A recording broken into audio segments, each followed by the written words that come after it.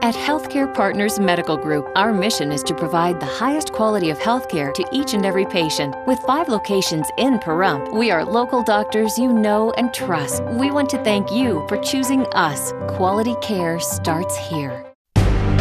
You're watching KPVM News 46. Weekend Review.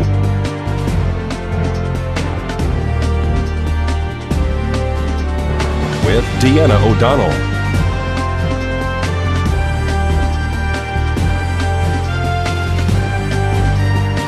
And Jason Koblenz.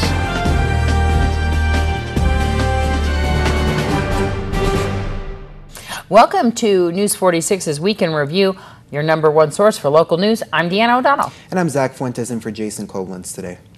Mercier transported a motorcycle rider who was injured last Saturday morning after his bike collided with a truck on Bella Vista. Pahrump Valley Fire and Rescue and Nye County Sheriff's deputies arrived on scene at the intersection of Bella Vista and Woodchips for a 2-vehicle accident involving a pickup truck and a motorcycle. Upon arrival, deputies found the rider of the motorcycle on the ground. The motorcycle was partially underneath the pickup truck and had also went through a fence. The rider of the motorcycle sustained major injuries in this accident. He also had a pre-existing injury to his right arm, which was wrapped up in bandages. The driver of the pickup truck sustained no injury in this accident, as well as his dog that he also had unrestrained inside the vehicle.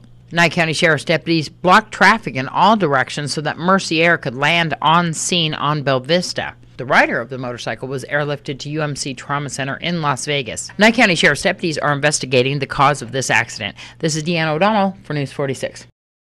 The new Nye County Detention Center is open and all inmates have been transferred to the facility. District Court Judge Robert Lane denied a motion for a temporary restraining order by the Nye County Law Enforcement Association, which attempted to halt the sheriff's office from opening the facility. The union argued that the subpar staffing levels at the new facility would pose a hazard to deputies and inmates. The judge ruled on the basis that there was not enough evidence to prove their allegations. Inmate visitation is set to open no later than Monday. This is Deanna O'Donnell for News 46. Josh Romney rallied the troops last Friday at the Nye County Republican Central Committee for his dad, presidential candidate Mitt Romney. News 46 spoke to Romney after his speech. Josh Romney, Mitt Romney's son, stopped by here in Pahrump at the Nye County Republican Central Committee. You know, I love getting to travel all around Nevada, all around this country really, and talk to voters about what's important, what's at stake at this election, particularly to voters here in Pahrump. You know, they have a lot at stake in terms of the economy, getting this economy turned around. Nevada has one of the highest foreclosure rates in the nation, and a strong economy is going to be the best thing we have to turn that around. Obama talks about your dad caring about the wealthy. Let's talk a little bit about people like in the rurals here who don't exactly have that much money. You know, my dad is in this race to help people who are suffering under this Obama economy. Wealthy people are going to be just fine under either President Obama or my dad.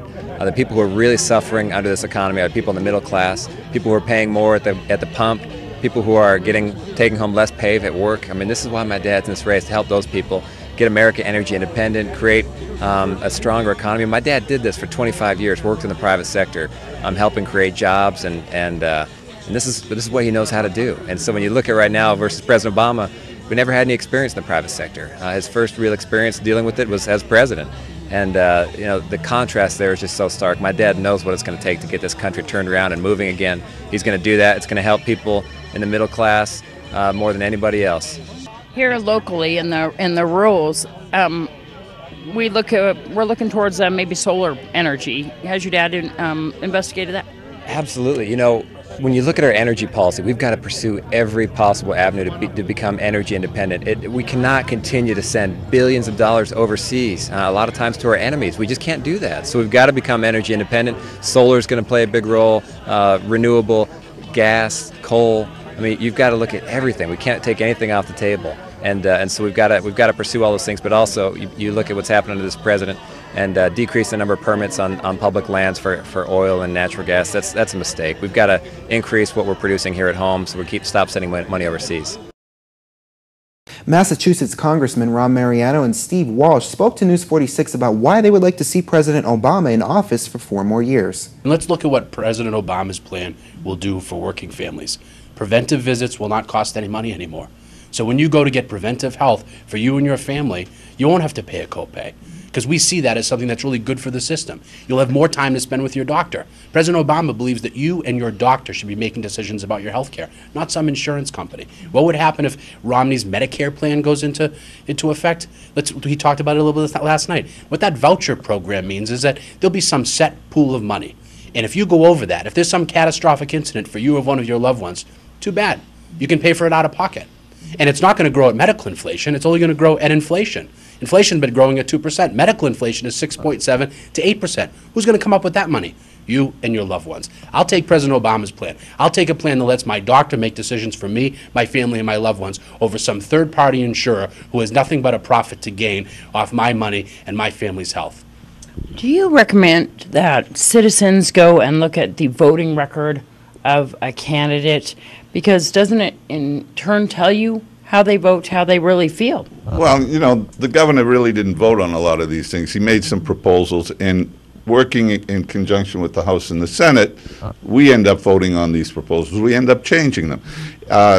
This plan was the product of a lot of hard work by the House, the Senate, the executive branch, doctors groups, hospital groups. You know, so it isn't something that just Mitt Romney dreamt up in the middle of the night. This has been an active debate that's been going on in this country for a long time. So, but more than looking at Mitt Romney's voting record, look at Mitt Romney, the candidate.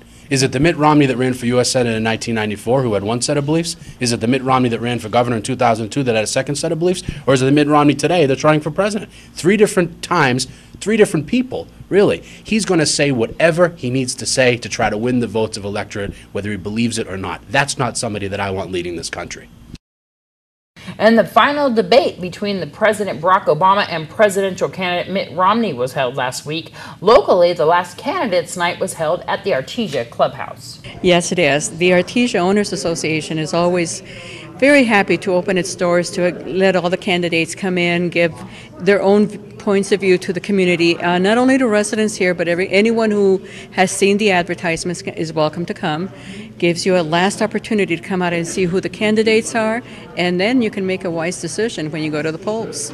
Are these candidates that only affect this area of town?